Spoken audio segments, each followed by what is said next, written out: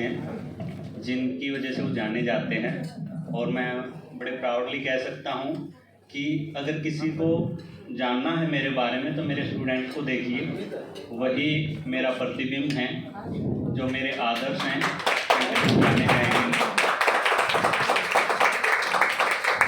महिला दिवस है, महिलाओं की बात करें तो मेरे गुरुजी कहते थे, वो बात मुझे हमेशा याद रहती है कि बेटी के खिलाफ कुछ भी हो रहा है या जब उसको दबाया जा रहा है शिक्षा के लिए या किसी भी क्षेत्र में कि बेटा ये करेगा बेटी ये नहीं करेगी, तो उस समय एक माँ को अपनी बेटी के साथ खड़ा होना चाहिए कि मैं मेरी बेटी के साथ हूँ। जब ये कुछ करना चाहती है तो इसे अवसर ज़रूर मिलना चाहिए।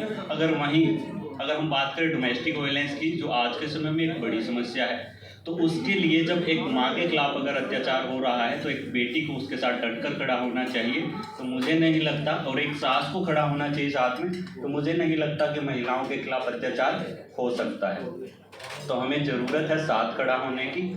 और मेरे लेक्चर से स्टूडेंट्स नहीं सीखते हैं, उसके साथ साथ मैं कैसा आचरण करता हूँ उनके बीच में, मैं कैसे रहता हूँ, मैं कैसे उनसे बातें करता हूँ, मेरे पूरे डे की जो एक्टिविटीज़ है वो स्टूडेंट्स के द्वारा ऑब्जर्व की जाती है और वो उनको फॉलो भी करते हैं।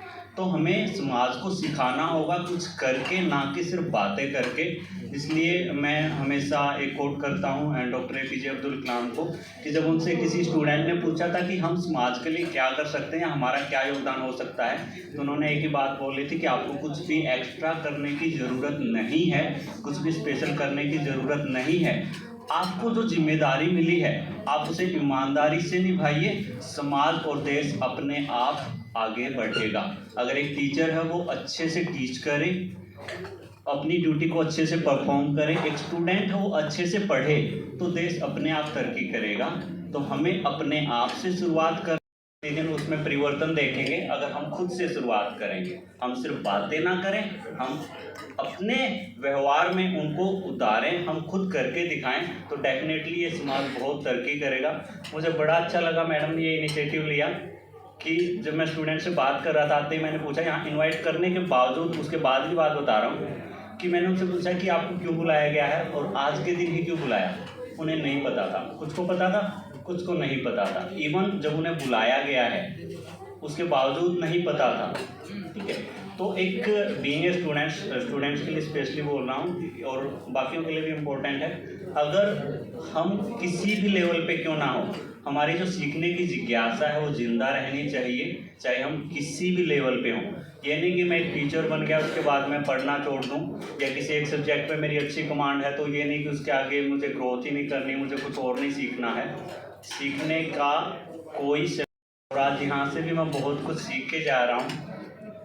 फर्स्टली तो एक इन्फॉर्मेशन बड़ी है कि नेशनल वीमेंस डे भी सेलिब्रेट किया जाता है। और बात करें हमारी स्वर कोकिला की, तो उनके व्यक्तित्व से हमें सीखना चाहिए।